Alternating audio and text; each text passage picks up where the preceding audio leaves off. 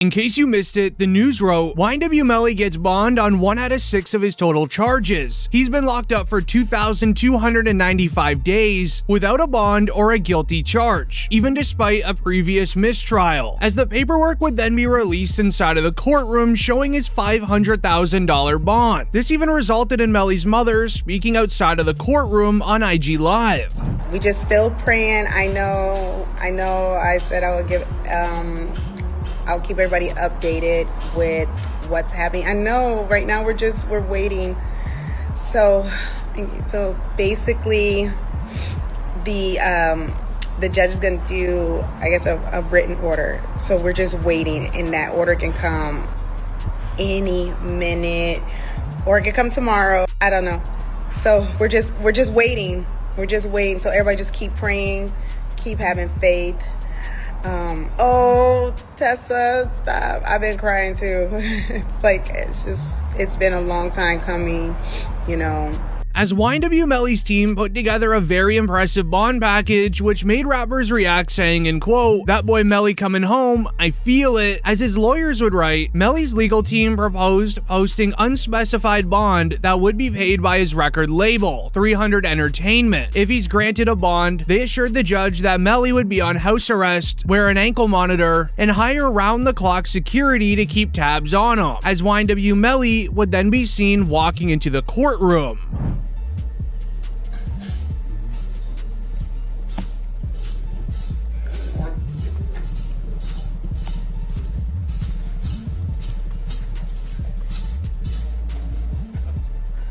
This is on State of Florida versus Jamel Demons. Present is Mr. Demons. Mr. Demons, can you hear us? As YNW Melly's bond package, alongside what his record labels are offering, is amazing. Beginning with his mother explaining that they have evidence proving that YNW Melly is not being treated like a human inside a jail. This is illegal, and it goes against Melly's rights. When you saw Melly's statement, just saying how he's been hurt, how he's scared for his life, as a mother, how did that make you feel? It's heartbreaking. It made me feel completely helpless. Broward Sheriff's Office definitely needs to be investigated. I mean, they are making up their own rules. We've tried to go to court about this situation. The judge really doesn't have any jurisdiction when it comes to the jail, because we actually had a hearing about the mistreatment of him, and the jail they make their own rules. And I don't think that's fair, because I know that they need to answer to someone too. Then bringing up evidence from the original trial, trying to prove to the judge that YNW Melly is not a flight risk. They would bring up evidence that proves YNW Melly did not commit this crime, as GPS evidence from his iPhone that was in his pocket the entire night shows him sprinting down the street and then hiding into a bush when the alleged crime was going down. That would be the part where he's saying that someone just shot the car up and was trying to shoot them. So I asked him if he was okay, where he was, and he's like, there's a car coming behind him, like hiding. He was like, there's some, yeah. He's like, yeah, there's some. I think they're still out here or something. So I'm like, are you okay? He's like, I'm okay. I said, well, where are Sack and Juvie? And he said, I don't know if they're in the car. I think they're. Then to back up the claims that it was an actual drive-by, in the original trial it was confirmed there was never a firearm ever found. This makes the claim of a drive-by being the most realistic, as the guilty party likely drove away with the firearm and went who knows where. So the first thing is I didn't have a firearm, so I can't know which firearm I'm going to use in order to replicate any of my tests. So I can't make tests for this determination because I don't know what firearm was used. Okay. This resulted in the prosecutors delivering and submitting new paperwork that would end up changing the case forever. It revolves around Melly's ex-girlfriend Mariah Hamilton and his best friend YNW Bortlen. Now let me explain. The prosecutors submitted paperwork to have YNW Melly and Bortlen tried together at the next trial. This is all for one specific reason, and it's very bad. Issue here, and you can try them together. It is to the benefit of the state to try them together. It just more efficient. You don't have to do things again and again. Do it all at once, and also you get a better chance of having them incriminate each other during the trial. It benefits the defense to sever it. That way they can point the finger at each other and get away with it. So this is what's going on. But I don't think it should be automatically severed because the state is seeking a penalty for Melly, because it's only the penalty phase of the trial that would be different, not the guilt phase. The guilt phase is the same. They're both capital crimes. You're seeking the penalty on one, not the other, but that goes into the second part of the trial, the penalty phase, only if Melly is found guilty. As it's common sense that if Bortlen knows that he didn't commit the crime, he won't physically be able to sit there and just take life in prison to the chin, as it will absolutely destroy the rest of his entire life, making it more likely that he'll point the finger against YNW Melly. As what you didn't know is that Melly's lawyers already used this to their advantage during the first trial. Knowing that Bortlen wasn't sitting there, they tried pinning it against YNW Bortlen. Those were his lies. Cortland Henry shows up at Memorial Hospital, Miramar. You don't see him sitting there, but where you will see him sitting is in the driver's seat of a car with two bodies, a car riddled with bullets. And when he shows up with a change of clothing, change of shirt, powder residue on his hands, evidencing that he had discharged a firearm. And he lies. He lies about where the incident occurred. He lies about how it occurred. And he lies about not having a phone. I think it was Miss Bradley herself who said, everybody has a phone in his pocket, not Cortland Henry. As that was YNW Melly's lawyers revealing that YNW Bortlen was the one lying to the feds, he was the one with powder residue on his hands, and that he was the one with Juvie and Sack Chaser when they sadly passed. They even went as far as to bringing up a forensic scientist that covered the passings to go into further detail about Bortlen having that powder residue. So the right hand of Cortland Henry contained 0 particles characteristic of powder residue and two component particles, and the left hand contained 1 particle characteristic of powder residue and 1 2-component particle. Okay. And can you explain to us what that means? Basically, overall, there was powder residue present on the hands.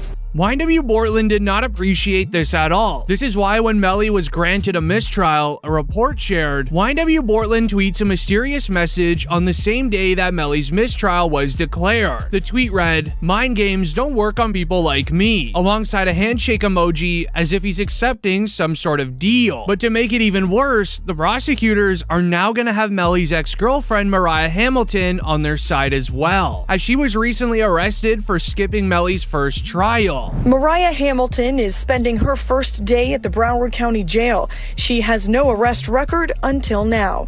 U.S. Border Patrol agents arrested her at Miami International Airport Monday after she arrived on an international flight. Court records show Hamilton was ordered to testify in Demon's first trial in 2023. After being released from jail, she would write on Facebook, "Into my village, thank you to my village. I love you all so much, God's plan, not mine." As the judge would make a deal with Mariah, saying if you agree to testify against Melly, then you're free to go. She accepted it instantly, making it the worst news imaginable for YNW Melly, as they found disturbing evidence in Mariah's iCloud account relating to Melly forcing her to not testify in trial. This is known as witness tampering, and the moment she agrees that that's what it was, YNW Melly will be sentenced to life in prison, regardless if he actually took out Sack Chaser and Juvie. The state filing 6 new charges against Demons and 2 others who were allegedly involved. The charges include tampering with a witness, directing the activities of a criminal, solicitation or conspiracy to commit tampering, and unlawful use of a 2-way communication device.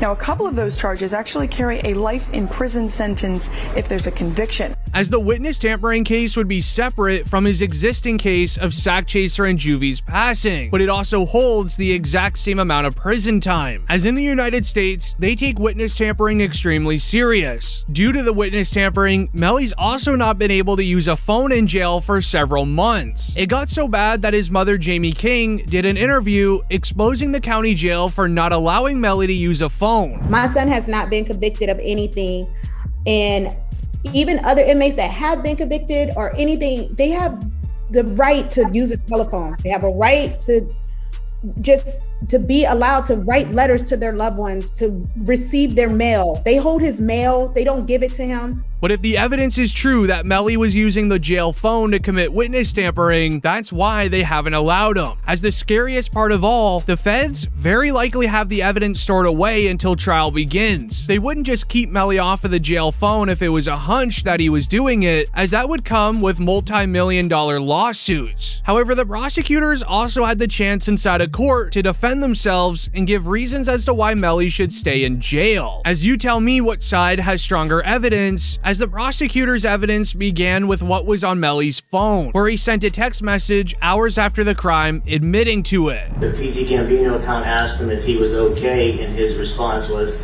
"I did that," and placed a smiley face emoji. And the next message from 10/26/2018 at 16:02 from Eastern Standard Time.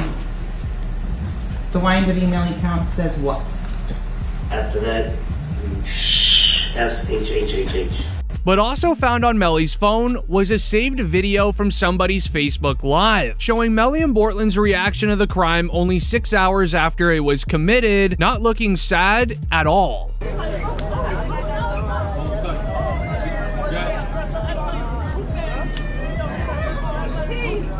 Melly still turned regardless of what happened this early morning. He's still out here being very positive. Turned still. Hey! No, still turned, regardless of what happened. You already know. They didn't show an ounce of sadness for the passing of their two best friends, but recently, a new interesting piece of evidence has been released, as this comes from a rogue O-Block member, where he revealed that YNW Melly's motive to commit the crime was Melly not wanting to share finances with the other YNW members. Did Vaughn really tell you that Melly told him that he his two friends? He ain't come out and say, like, we got into an argument. And so, you know, if you know, when people could say something without saying it.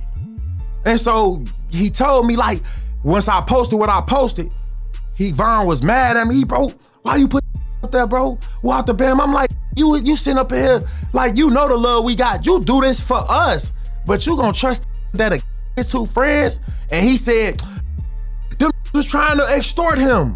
And so I'm like, if they was trying to extort him, then why are you still around them? This was supposed to be a secret that YNW Melly told King Von a few years ago, but sadly, he went rogue and leaked it, which could become some main evidence against YNW Melly. But do you believe it's enough to sentence Melly to life in prison, or will he be released soon?